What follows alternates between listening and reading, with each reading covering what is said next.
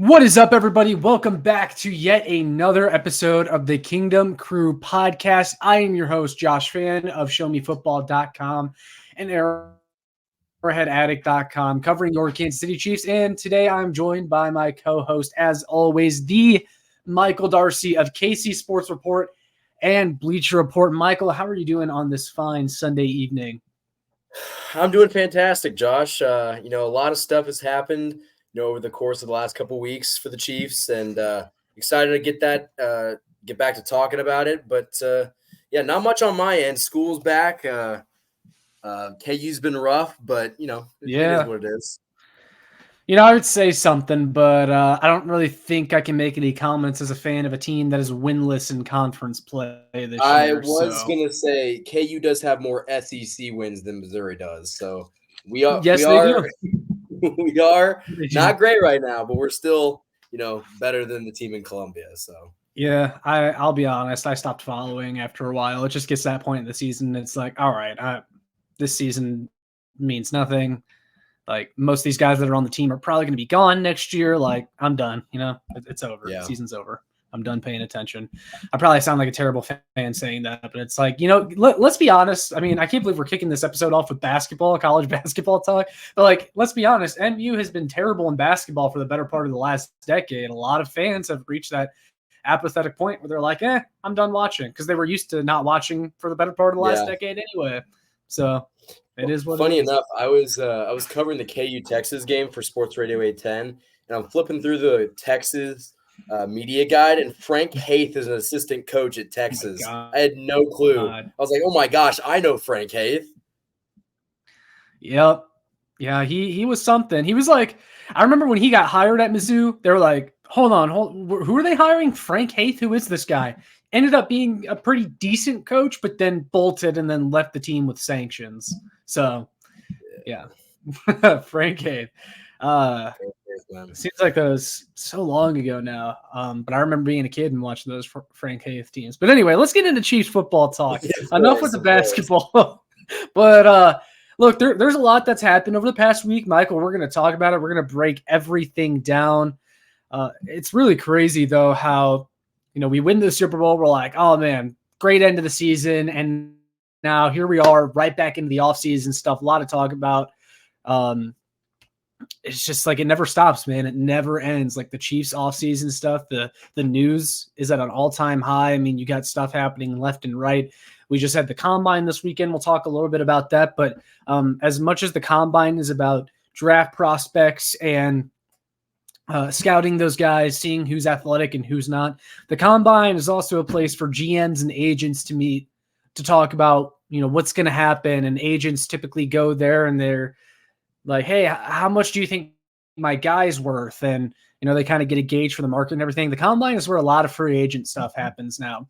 And that's why you saw a flurry of news today. Like, there was a bunch of news about, like, Jeremy Fowler had a whole article about the Chiefs and what's going to happen with Chris Jones. And then there was also something about Christian Wilkins, the free agent defensive tackle for the Miami Dolphins, about how he's expected to hit the market. There's a reason we're getting all this news now. It's because they all talk at the Combine, all the GMs and the agents and front office people, reporters. So that's why you're hearing all that stuff. But before we get into that, I want to start from the stuff that we got at the very beginning of the week, shortly after our episode from last week. Kind of considered old news at this point, but the Kansas City Chiefs informed L'Jarius Sneed that they're going to be franchise tagging him, Michael. And if you paid attention to the verbiage that a lot of people were using, like, I remember Jeremy Fowler was also one of the first people to report on it. And they made sure to include the piece that he's going to be allowed to seek a trade, or that the Kansas City Chiefs would explore a trade if they didn't come to a deal. And I don't know how you feel about this, Michael, but more often than not, when reporters are already including that tag, like I even saw Ian Rappaport say something about, he's going to get traded if they don't come to a deal. When you have reporters already saying that, it usually becomes inevitable that that player gets traded. Do you think I'm wrong for thinking that, or is that where you're at too?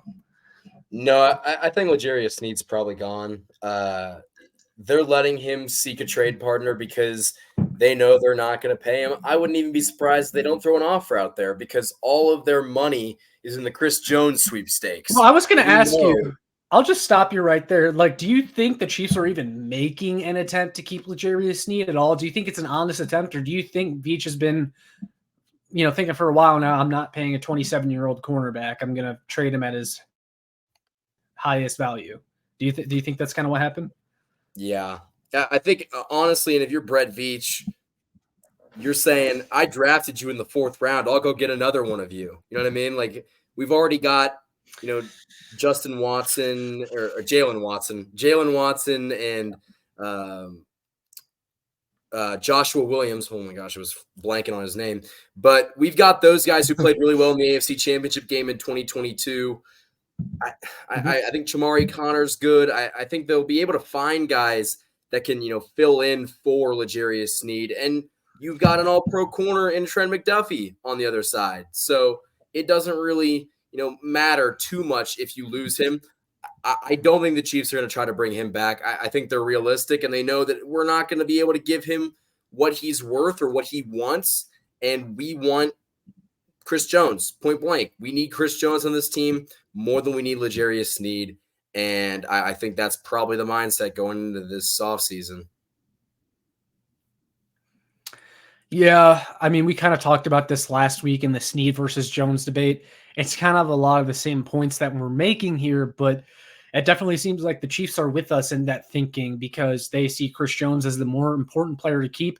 However, I did read in that Jeremy Fowler article from earlier today that the general feeling around the NFL is that if the Kansas City Chiefs can get that $27 to $28 million range for Chris Jones, that they will be able to retain him.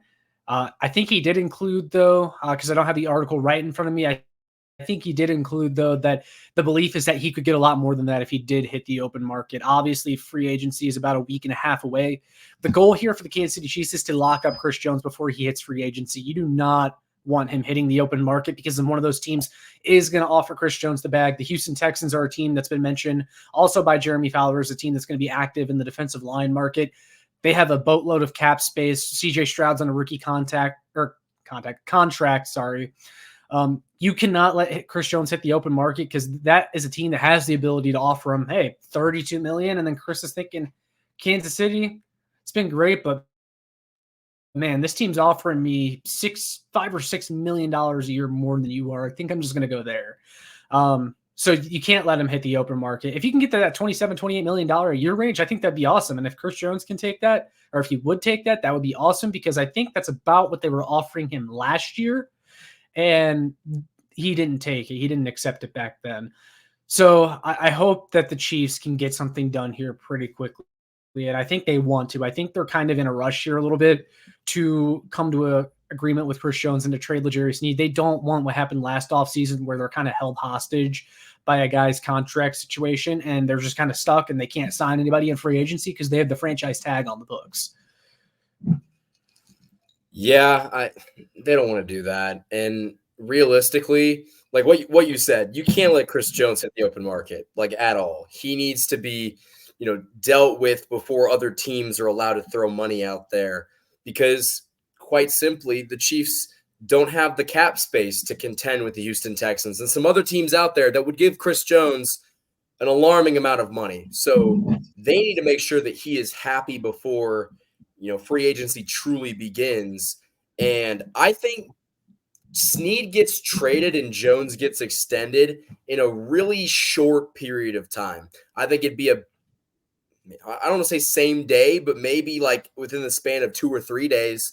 Like I think this is going to be very quickly, and I wouldn't be surprised if we see a Jones extension first. Yeah, because I definitely think they want to play this right financially. They want to make sure they have enough money going into free agency so that, again, like you don't have a situation like last year where Chris Jones is on the franchise tag and that's kind of holding you back because it's like 20 something $million against the cap. This year with L'Jarius Sneed, it's like 19 million. And also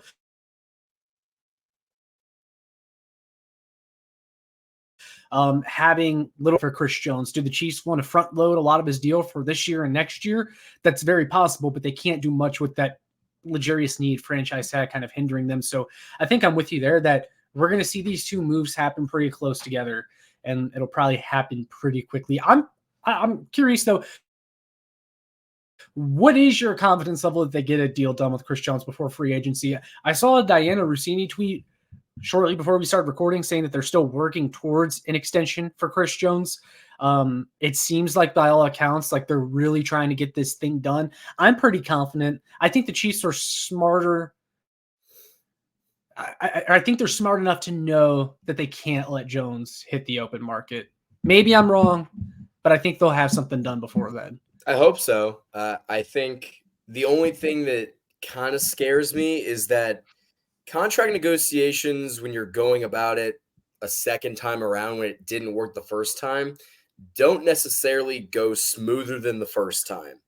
And so if that's the case and you did franchise tag L'Jarius Sneed, you might have made a mistake, because if you're not going to extend Chris Jones, letting Chris Jones walk for nothing is very foolish, because you will get more for Chris Jones than you will for L'Jarius Sneed. It's a more premium position. He's a better player at the position, and they have to feel like they are really close to getting a deal done, or they would have put him on the franchise tag. I think it's actually probably a good thing that L'Jarius Sneed was put on the franchise tag, because if Chris Jones was tagged, not only is he not playing under that tag, I think he is certainly gone. There's no world where Chris Jones gets tagged and stays, and I don't even think they get a contract worked out if they do put him on the tag. So I think the fact that they did not tag him is a good thing, but at the same time, they're gambling. I mean, they're gambling that they can get a deal done, and if they can't, man, that they dropped the ball on that one.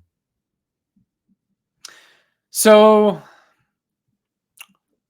I kind of agree with what you said about when you franchise tag a guy and you can't come to an agreement, and then the guy stays on the team for one more year. Usually that's kind of where it ends. Like I remember when Chris Jones signed that reworked 1-year deal after the Lions game week 1. After that, we were all kind of saying, "Hey, this feels like the last dance with Chris Jones. These two sides are just too far apart." It just feels like this is the last year with Chris Jones. But I think Kansas City realized how important Chris Jones is to their defense this year. And Chris Jones also realized that this is the place he wants to be. And if he wants to stay here, he's going to have to work within the team constraints just a little bit more. And so I'm hoping those 2 points, combined together will lead these two sides to getting a deal figured out. Even though I do agree with what you said, that these things tend to end up in that player leaving the franchise. Yeah, I think that they just know Chris Jones is very valuable to this team, and you're not in the Super Bowl without him. And so I have a hard time thinking that, okay, like we're just going to move on from him and get nothing in return. I would understand if you're like, okay, well, we can't pay him $32 million a year, but at least we're going to get a second round draft pick for him. If they were to let him go for nothing, that's a fireable offense. That really is. He's a Hall of Famer. It's a big mistake. He's a Hall of Famer. Yeah. You got to find a way to keep Chris Jones. We've said that many times. I think we got our point across to people. I'm hoping they get a deal done. I was just curious kind of your confidence level there. But let's move on to Marquez Valdes-Scantling, the other player we saw the Chiefs kind of make a move on this week. He got released. It saves $12 million against the Chiefs cap. That's going to be a lot of space for them to work with going into free agency. That gives them some breathing room. I guess, we don't have to spend too much time on this. We all kind of expected this move. This move wasn't very surprising, but what are kind of your thoughts there on MVS getting released? I'm glad. Honestly, I was pretty done with MVS. I respect him for what he did in the playoff runs in 2022 and 2020. I guess, 22 and 23. But man, it was time to move on. I think his attitude, based on kind of what he was saying leading up to the playoffs and just his attitude to reporters, it kind of seemed like the guy that didn't have the veteran leadership that he was supposed to be. Yes. And I also just think that $12 million for MVS is an overpay. A guy that does not deserve half that. And you cut him, you get the cap space, you can rebuild this wide receiver room that was god-awful last year. And I just think it was the right move. It just was the right move. I agree 100% about what you said with him being a leader, or not being a leader, I should say, because this year he was kind of the vet in the room. Last year it was Juju, but Juju left, so it's like kind of MVS by default. And it really felt like he lacked accountability. He wasn't a vocal leader in the wide receiver room. Guys didn't really look up to him. His attitude with the media, when they asked him valid questions about his performance, like, you know, he didn't really take accountability, just very immature. He struck me as immature. And I think that really kind of rubbed the Chiefs the wrong way this year. And that was part of the reason as to why he's getting released now. Of course, most of the reason he's getting released is because of his performance. He just wasn't very good this past year. But this was a year in which the Chiefs kind of counted on him to be a veteran leader. And I think he could not have done worse as a leader for this wide receiver room. He doesn't lead by example. His example is dropping footballs and putting up 400 yards in a season. So when you're getting beat out by Rashee Rice, that's no slight on Rashee Rice, but there was no competition, and you somehow didn't, you know, exceed expectations that were already not very high. So I think it was a good thing that he left the organization. Hey, he went out a 2-time Super Bowl champion, so he really can't complain. And I just think that we're on to bigger and better stuff. Hopefully that means we're going to, you know, sign his replacement and draft another replacement. But they've got some work to do in that area. Yeah. I mean, it was time to move on, and he's moving on. This will give him a chance, him getting released now. I like that the Chiefs didn't waste time in making this move, because this lets teams know that, hey, he's going to be available. He can sign with the team at any time. Like, he can sign with the team today. He doesn't have to wait till free agency because he was released.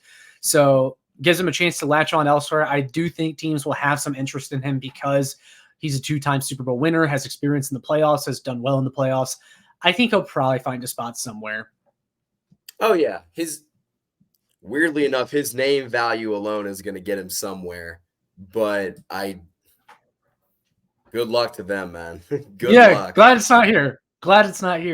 We'll take that money and we'll give it to someone a little bit better, because you can definitely find a guy better than MVS for $12 million. And we'll actually talk about probably some of those guys here a little bit later in this episode. A couple more things I wanted to talk to you about, though, Michael, and then we'll kind of get into some combine free agency stuff, since that's where everybody's focus is. But a couple more things I wanted to talk about. Firstly, there was some drama with Mecole Hardman this past week in the New York Jets. I don't know if you saw any of it.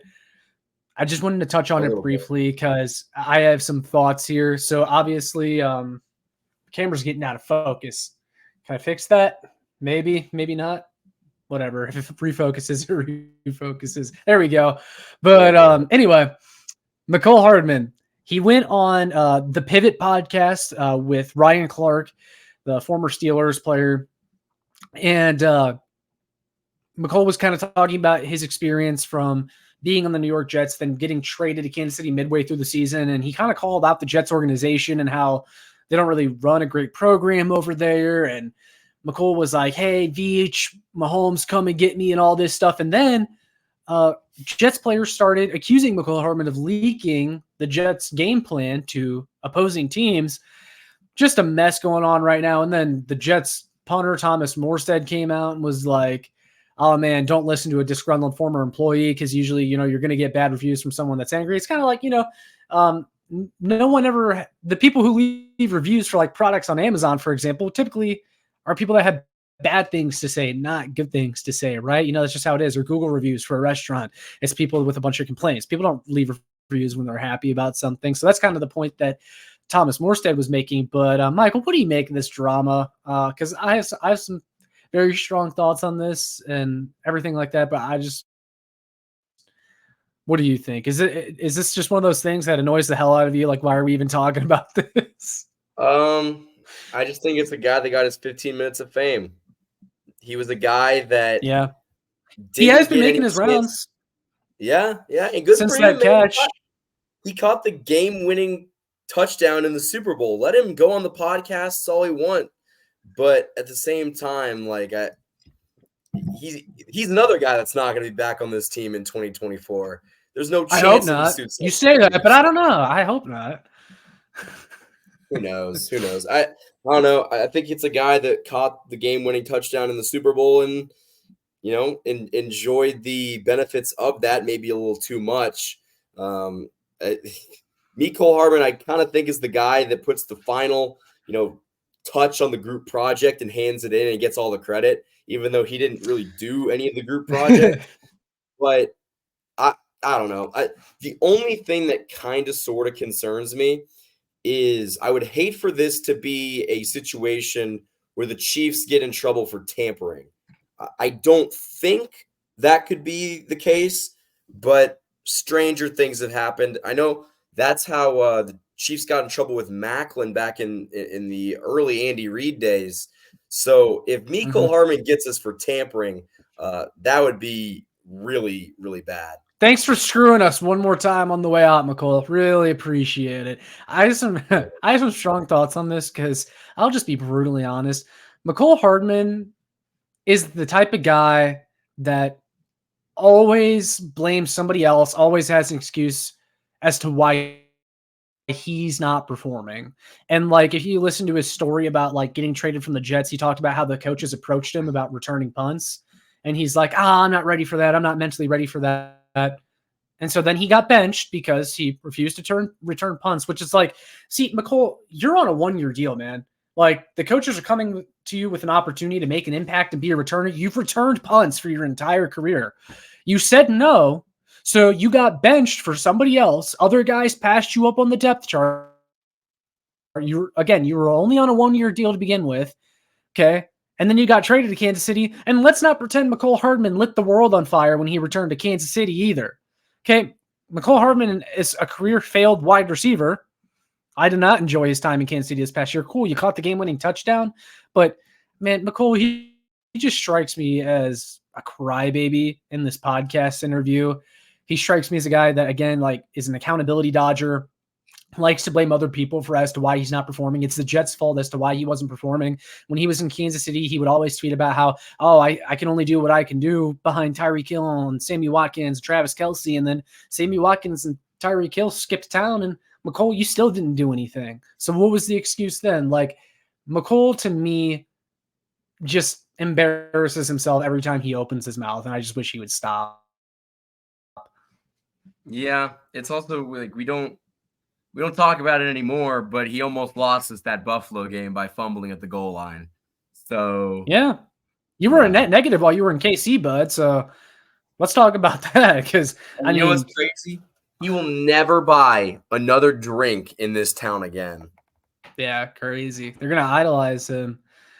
I mean, good for him. Hey, look, it's a story that he can tell his kids one day. He caught the game-winning pass in the Super Bowl, but it just irks me how he felt the need to talk. Like, he probably shouldn't have said that. He didn't make himself look good. I don't know what his plan was saying that on that podcast, but he did not make himself look good. But we'll move on from that. I just wanted your opinion on that. But Sure. Anyway, I want to talk about this because I think this is actually genuinely important. But the NFLPA released their survey results for the second consecutive year, where they survey all the players about the ownership, the facilities, the coaching for all 32 NFL franchises.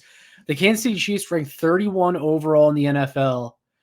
They had the number one head coach in Andy Reid, which really kind of carried their 31st ranking. But despite having the number one head coach, or the coach having an A+, Clark Hunt was rated as the 32nd worst owner. The worst owner, but he was ranked 32nd.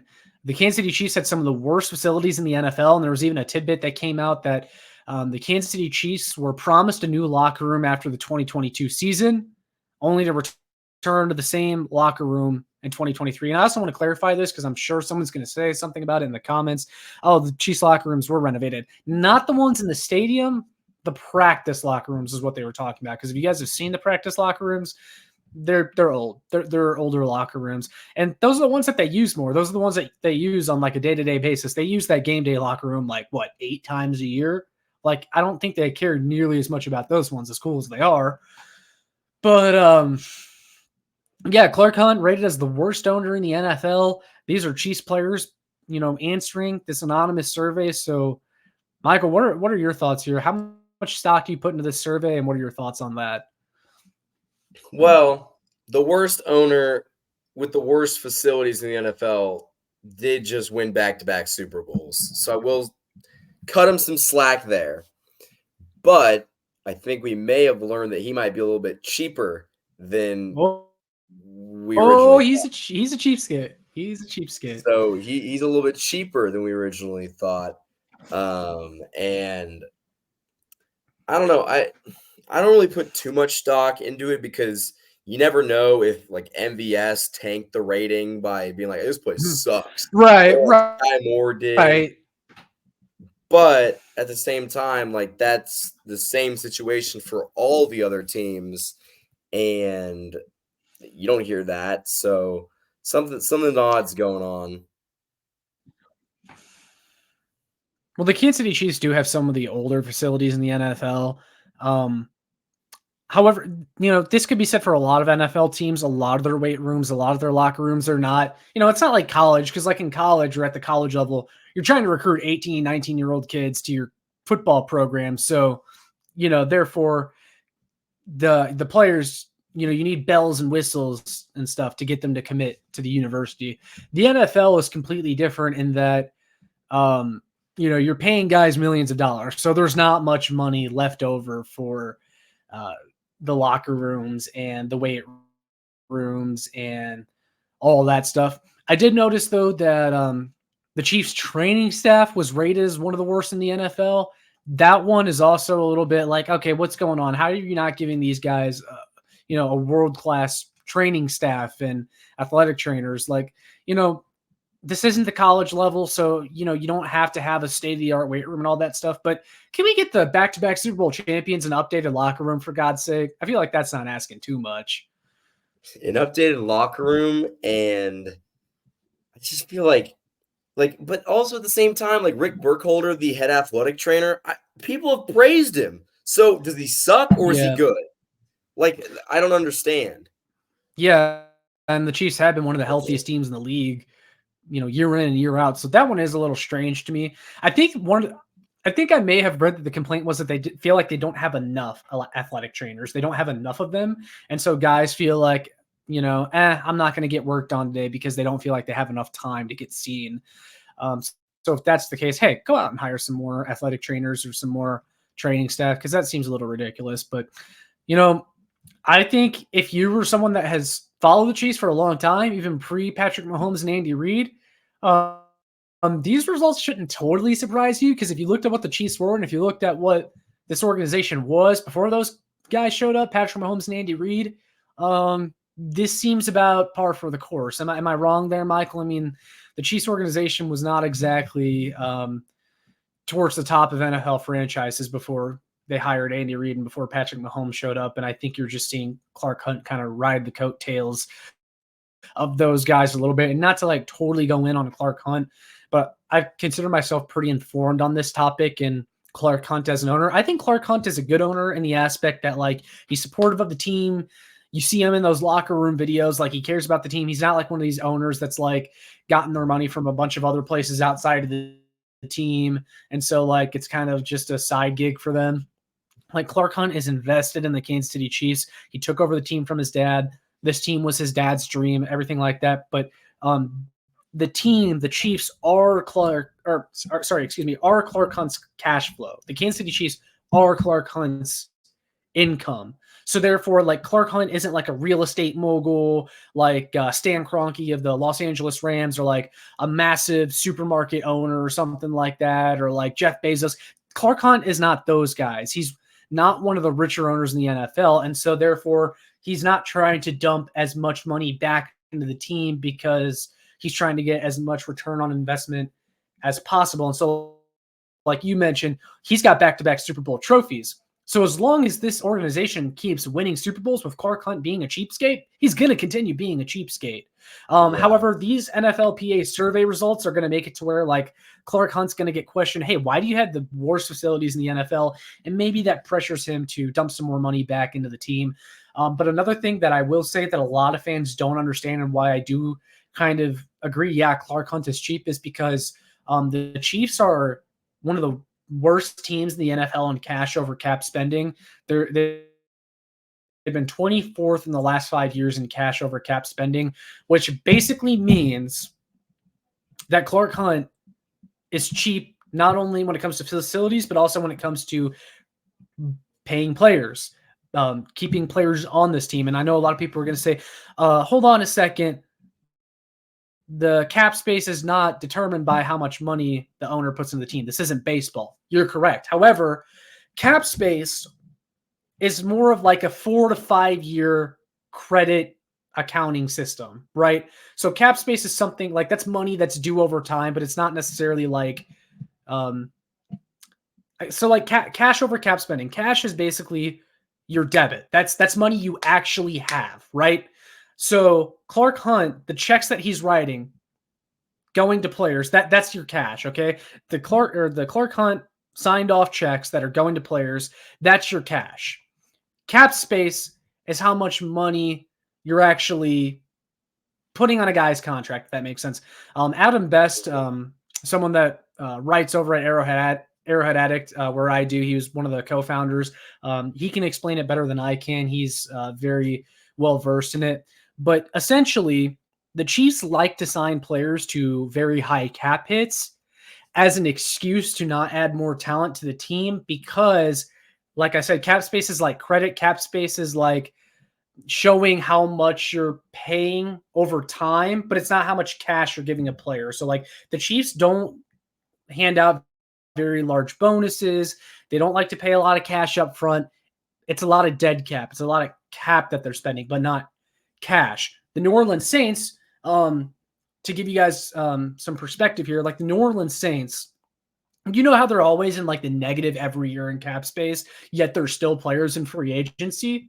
That's because their owner is constantly spending cash and he's paying the tab. Clark Hunt does not love to pay the tab for his roster, which is why I think Chiefs fans are starting to see why can't we keep L'Jarius Sneed and Chris Jones? It's because this team is only willing to spend so much cash. Yes, there's cap space constraints that you have to work under, but the Chiefs could very well be spending more cash than they are right now, if that makes sense. I didn't do a great job at explaining it. Like I said, Adam Best over at Arrowhead Addict has done a lot better of a job explaining it. I'll probably link his article in the description, actually, where he talked about it. But essentially, Clark Hunt doesn't love putting out a lot of cash flow to this roster. So it almost makes me more appreciative of the job that Brett Veach has done because he's working under Clark Hunt's cash restraints. I feel like at the same time, Clark Hunt's a very, well, I can't speak on this because I don't know, but based on like every experience that I've had listening to him talk, seems like he's a very prideful man, somebody that, you know, isn't going to want to be embarrassed kind of thing.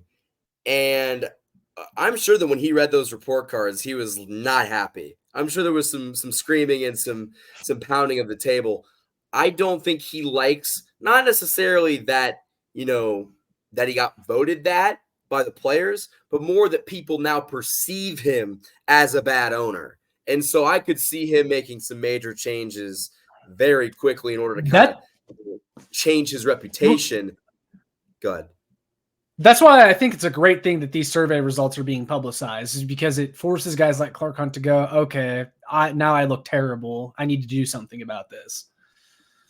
Yeah, but I could also see him coming out at a press conference and saying, hey, guys, we've won back-to-back Super Bowls. I've given the resources to sign Patrick Mahomes to a $500 million contract. I've given Travis Kelce, $50-something million? I paid Chris Jones.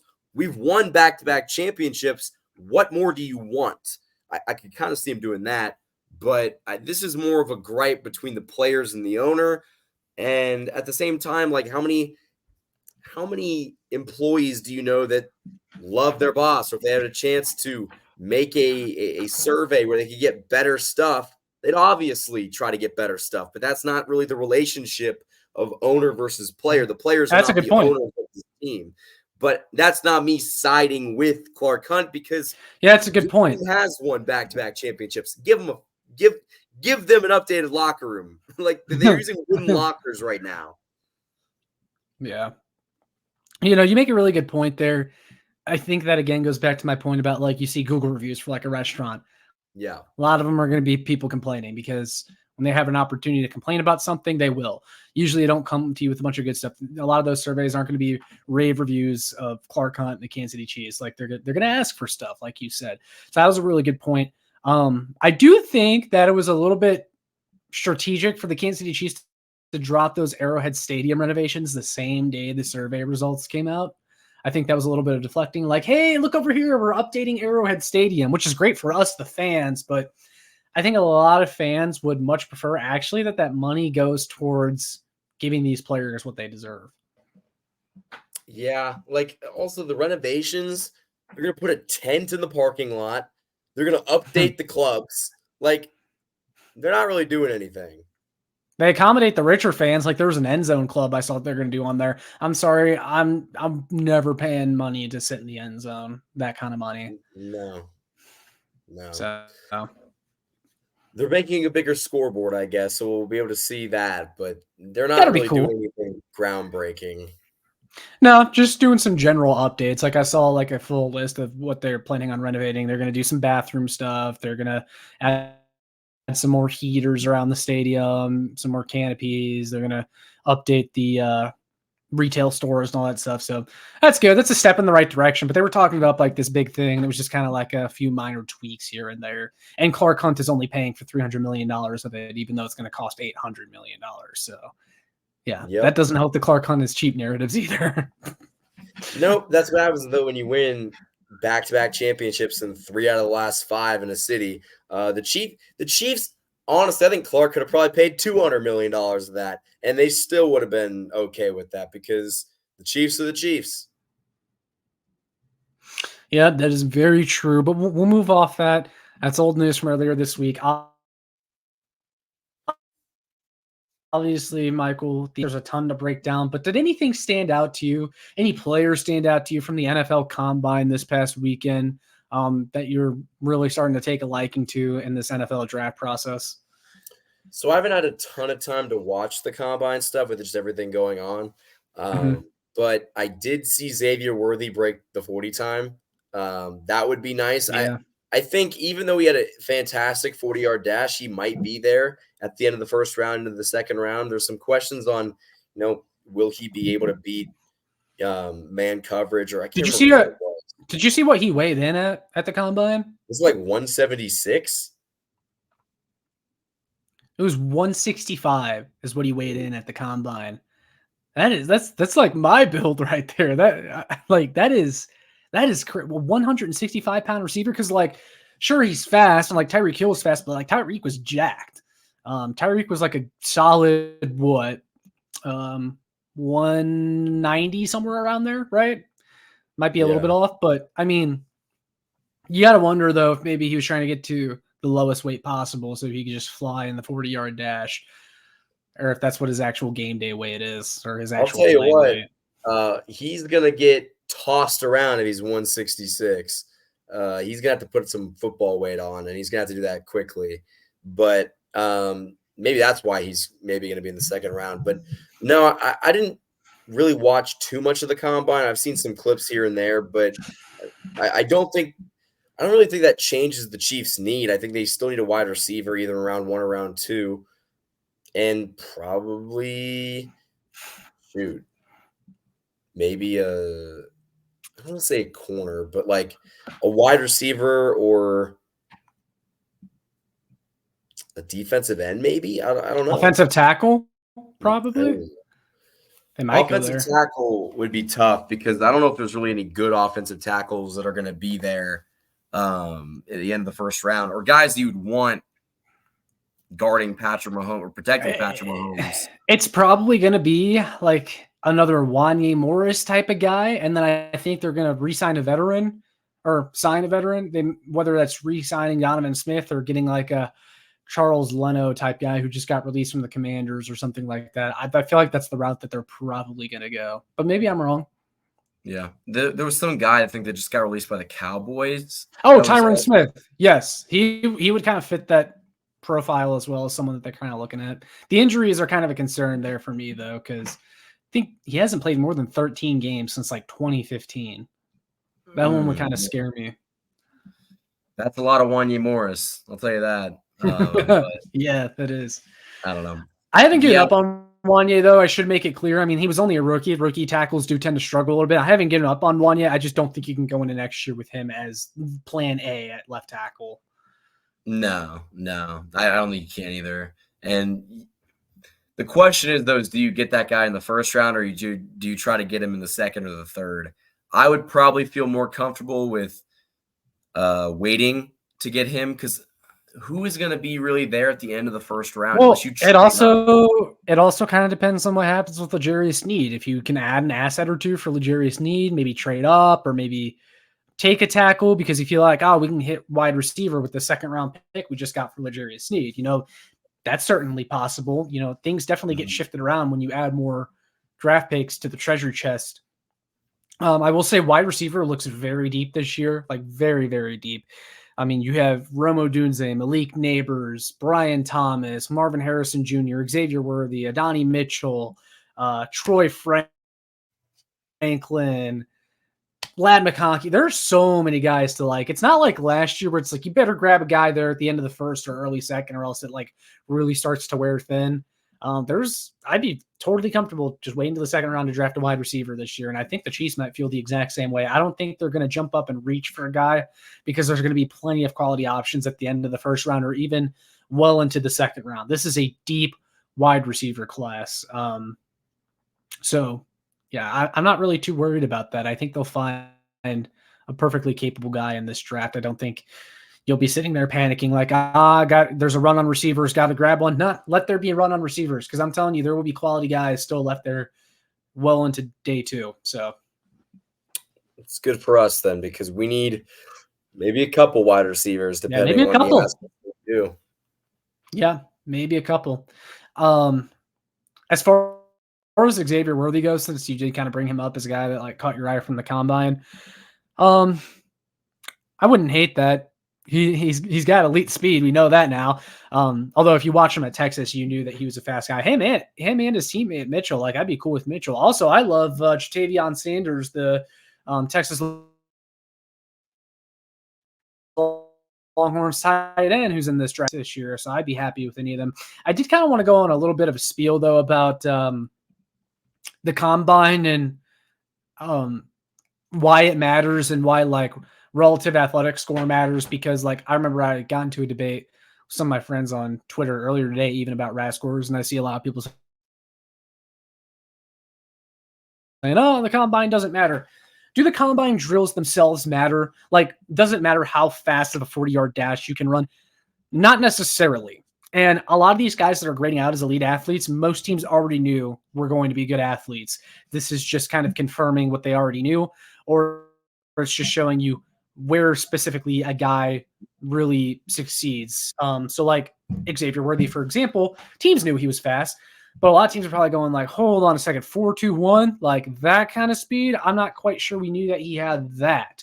And also, you always hear, what is running? Just because you can run fast in a straight line doesn't mean that you're going to be good. No, but most guys that can cut really fast, can change direction, can run fast in a lot of different directions, also tend to run a fast 40 at the combine. And relative athletic score does matter.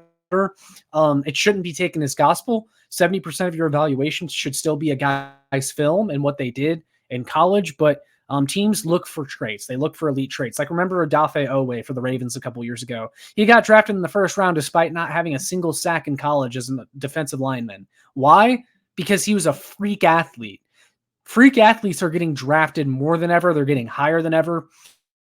For the last 4 years in a row, not a single player with a RAS score lower than 5 has been taken in the first round. That doesn't mean that every single guy that's a good athlete is going to be a good NFL player. But data backs up the fact that better athletes have a better chance of being good in the NFL than bad ones. That's just the truth. That doesn't mean that you should project every guy with an elite 9 out of 10 RAS score in the first round. That's not how this should work. But like even a lot of day 3, you're going to see on day 3 this year, a lot of those guys taken in day 3 of the draft are going to be guys that didn't really do much at college, but have elite athletic profiles because teams feel like they can coach them up. You can coach a guy that runs a 4.4, can turn his hips and run. Like take a linebacker, for example. You can take a linebacker that can turn his hips and run with other good athletes like running backs out of the backfield. You can coach them up to be good in coverage. You can't take a guy like Nick Bolton, for example, who was drafted by the Chiefs a couple of years ago, to turn his hips and run with a running back because he physically can't. He's not great in coverage. He's not a good cover linebacker. He's not a great athlete. He's an old school thumper middle linebacker. But that's just what it is. The Chiefs got a high floor middle linebacker. That's the green dot for their defense in the second round a few years ago. Good for the Kansas City Chiefs. But relative athletic score definitely does matter. A lot of this raw athleticism translates into functional athleticism, which translates into being a good football player. So I just wanted to go on a little bit of a rant about that, about why the combine matters, about why athleticism matters. But I don't know if you have any additional thoughts there, Michael, but just kind of had to go on a rant.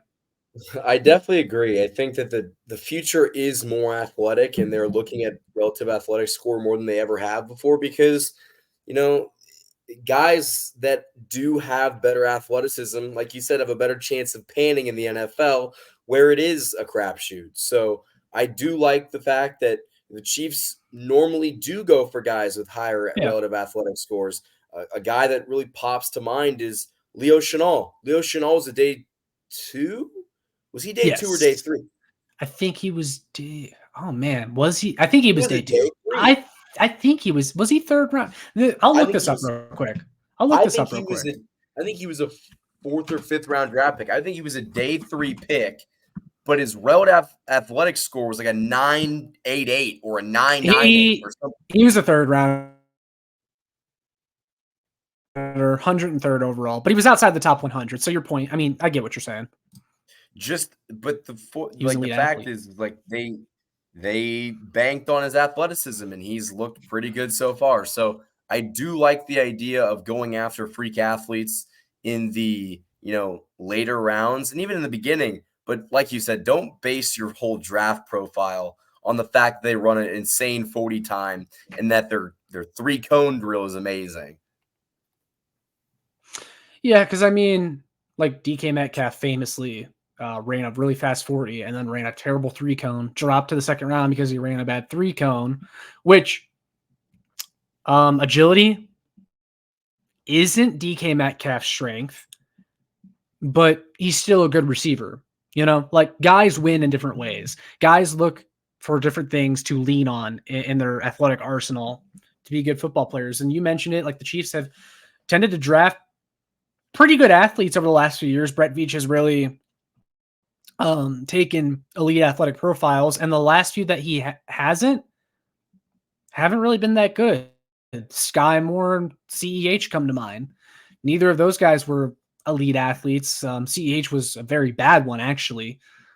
Those guys haven't really worked out so far. And I will say this again, because I keep getting my words twisted by people. Relative athletic score and athleticism shouldn't be taken as gospel.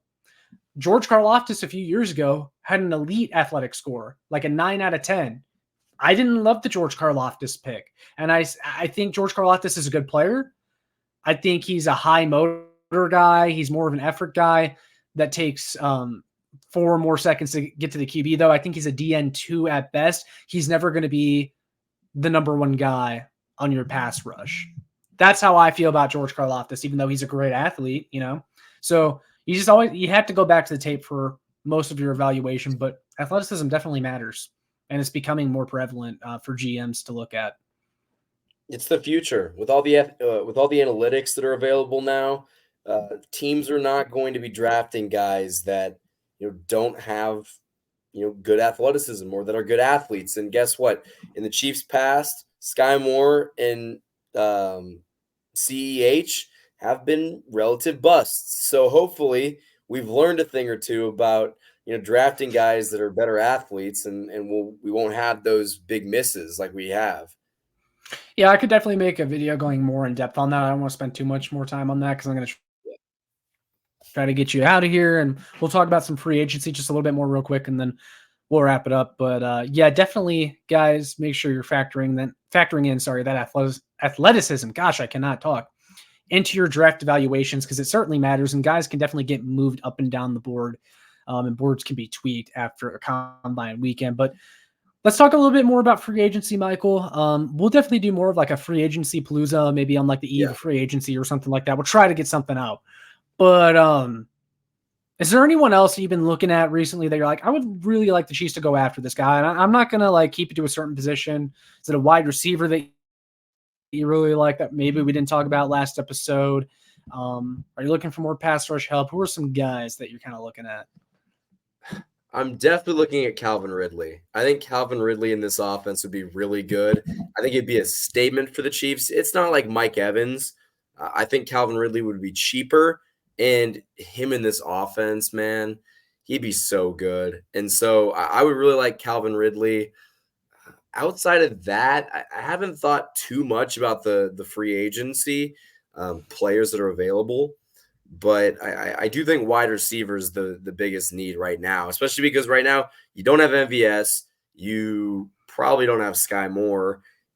Kadarius Toney's not going to do like much. So you've got a lot of position, or I guess a lot of slots to fill in a wide receiver, and it's time to get started. So hopefully they address that need heavily in free agency, because if they don't, it's going to be 2023 all over again. I'm kind of looking at like the mid-tier kind of guys at wide receiver, even though I wouldn't be upset with the Calvin Ridley. I mean, I would love it, but I've heard a lot of buzz about Darnell Mooney over the past week or so of the Chicago Bears.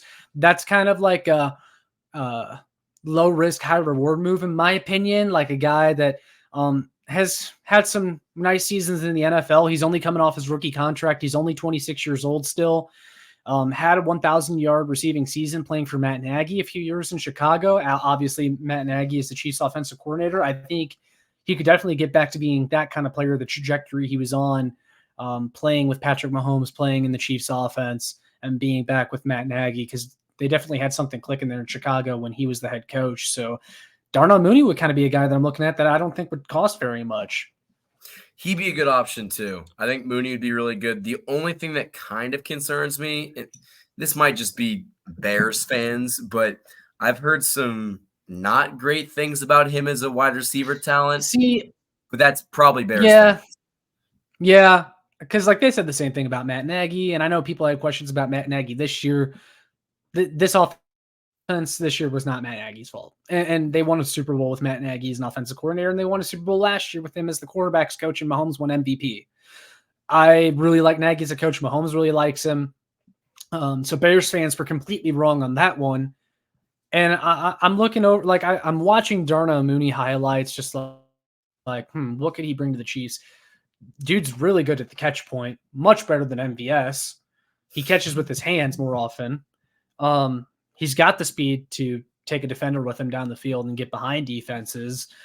I don't know what Bears fans are talking about. He had 1,000 yards for you just a couple years ago. He has a track record of proven production, which is what I'm looking for. And I think this is just Bears fans wanting to lay blame at anyone else other than the quarterback, Justin Fields. That's my take. They're the Chicago Bears. They're a dumpster fire. So yeah. It's okay. But they said the same thing about Juju. Steelers fans said the same thing about Juju coming over from Pittsburgh, and he was fine here. He was just fine. Well, I really like the idea of Mooney. I think Mooney would be really good. People are going crazy about Pittman. I think Pittman's not that good. Yeah, but I think he's going to get overpaid. Yeah, me too. And I don't overpay. Yeah, I agree with that. I'll just touch on a couple defensive guys I like. I definitely want to shore up the defensive tackle room, whether or not they keep Chris Jones. I mean, obviously the hope is to keep Chris Jones, but what about like, I feel like it's a pipe dream, but DJ Reader's a free agent for the Cincinnati Bengals. He's probably the best run stopping defensive tackle in the NFL. Again, probably a little bit of a pipe dream, but this defensive tackle room, all of them are free agents pretty much. The only guy they had is like Neil Farrell, who was a healthy scratch all year. I don't think they plan on giving him any snaps next year. It doesn't look like it. So you got to add somebody else besides Chris Jones. Probably you're going to have to add a free agent, maybe 2 free agents and a draft pick at least to the defensive tackle room. I look at a guy like DJ Reader as a pipe dream scenario where you could have the best pass rushing defensive tackle and the best run stopping defensive tackle on the same defensive line. That would be awesome. But more realistic options would be like, just forgot his name, Javon Kinlaw from the San Francisco 49ers. I'd take a flyer on him. His projected market value on spottrack.com is only $4.5 million. I'd take a flyer there because I think he's got some pass rushing upside. Not very good at defending the run, but could definitely provide some pass rush, be a nice depth piece. Sheldon Rankins for the Houston Texans is a free agent, had 6 sacks last year. That'd be a guy that can be a pass rushing partner with Chris Jones in the middle. Maurice Hurst from the 49ers. He was solid not the Niners, sorry. Cleveland Browns actually. And then Jordan Elliott, I liked him as well for the Cleveland Browns. Couple of Cleveland Browns defensive tackles, but yeah, there's some defensive tackle free agents I like. I don't know if you have anything else to add there. I also noticed just defensive line too, that AJ Epineza, the Bills defensive end, is going to be a free agent. His projected market value on SpotTrack is only like $5 million a year. He's a really solid player. He had like 6 sacks last year for Buffalo. He definitely fits the Spags defensive end type that you're looking for. You need a defensive end because Omenihu is going to be out a lot of next year. Mike Dan is a free agent. Of course, hopefully FAU takes a step, but I don't think FAU you should be banking on. I think you still need to add a vet. I'd be looking at like an AJ Epineza. Yeah, I wouldn't hate that. It's funny that you mentioned Kinlaw. I remember Kinlaw back in, he got drafted. I think it was 20, or it was it 19? The 2020 draft? It was like 2019 or 2020. It might have been 2020. But the reason that I know the name is because my buddy is like, this is going to be the Chris Jones replacement, because I thought Chris Jones contract stuff. Thank God he doesn't know ball. But so Kinlaw be good, but I'm more quantity than I am quality right now. I think they almost just need more guys bodies. Yeah, more bodies, capable bodies, we should say too. Like yeah, not like cast-offs like Derek Noddy on a 1-year deal and Mike Pennell off the street. Like just capable bodies. You can't keep running Mike Pennell out there, man. He's the he goat. had a good Super Bowl, but 17 games a year, no, can't happen. Mike Pennell can come back for next year's playoff run, but he doesn't need to be playing 17 games for this team. No, he's holding on for dear life, and you can't keep doing it to the guy. Yeah. I'll end with this. There's some other free agents like on the tight end market. I think he could definitely get in on the backup tight end market. Jonnu Smith was released by the Falcons. He'd be solid. Robert Tonyan for the Green Bay Packers. Noah Fant from the Seattle Seahawks. I think he'd be real solid. He's also younger too. I still think there's some upside there. I would definitely look to add a backup free agent tight end, especially if you're not getting one in this year's draft, because I've always wanted the Chiefs to kind of draft Kelsey's replacement. Maybe this is the year to do it. Maybe with like Brock Bowers, if you traded up for him, or Tavion Sanders is more realistic from Texas. My guy, I like him. But the Chiefs have never really shown any interest in drafting a tight end. They drafted Noah Gray in the 5th round a couple years ago. But if you're not going to draft a guy, I would probably say goodbye to Jody Fortson and maybe Blake Bell. Maybe you could bring him back as a fullback. We mentioned that last episode. But look to get a guy that can catch about 500 yards as a backup tight end and give Kelsey a breather for once. I would love Jonnu Smith. I like Jonnu Smith a lot on the Titans, and he kind of went to Atlanta like most people do, and they kind of just falter. But I think Jonnu Smith would be a really good pickup. Yeah, he had about 500 yards last year. He was kind of above Kyle Pitts in the pecking order there for a little bit, and then they finally started to use him a little bit more. Jonnu Smith would be solid. I don't think he would be very expensive either. There's a couple other names that I'm forgetting that would be solid, but you're definitely trying to get one of those guys, or maybe like Mike Gesicki or Hunter Henry. They're also free agents. Like those would be solid pickups. Again, a guy that can catch about 500 yards at the tight end position, receive about 500 yards, I should say, and just let Kelsey take a break, have a breather, and just be ready for the postseason. Because the problem this year, Michael, what we saw is that the team needed Travis Kelce to be out there for all 17 games. Otherwise, you didn't know how they were going to win. Like Kelce had to be out there. We shouldn't have Kelce, 34 years old. He has to be out there, else you're not going to win. No. Yeah. They need to get somebody else to at least fill in behind him. And I'm not saying take over for Kelce, but you can't be giving Kelce the amount of workload that you gave him this year. He's going to get hurt. He's getting older. Go get a L'Jarius Sneed or go get a Noah Fant and just make his life easier. Noah Fant, I think, immediately becomes your tight end too. He's better than Gray. He's better than Fortson. He's definitely better than Blake Bell. So make the move, go get a tight end, and you're not that far off from making this offense, top 2 again. Yeah, definitely a lot better than it was last year. So those are kind of some of our free agency needs and wants. We're going to go ahead and end this episode there, though, guys. This was definitely a jam-packed episode with a lot of different stuff. So make sure you like, share, and subscribe so more Chiefs fans can find this. But before we officially sign off, Michael, let the people know where they can find you. You guys can find me on YouTube at KC Sports Report and on Twitter and Instagram at the Michael Darcy. And go follow me on the Bleacher Report mobile app at Michael_Darcy. There you guys have it. That'll be in the description as always. And if you're listening to the podcast on Spotify, Apple Podcasts, any of those platforms, which you should be if you're not already, that'll also be in the description on there. As for my stuff, make sure you check out my work on showmefootball.com and arrowheadaddict.com. Subscribe on Show Me Football. But yeah, guys, we're going to wrap it up there. Make sure you catch us in the next one. We'll try to do an episode at least in the next couple weeks or something before free agency officially opens, because then we'll have a bunch of news, and then we'll talk about that for sure. But yeah, appreciate Michael being here, getting on with his busy schedule. I mean, as well as mine, I'm busy too. I do have a job outside of YouTube, and so does Michael, and Michael has school and everything like that. So appreciate y'all tuning in. We'll see you all in the next one. Go Chiefs.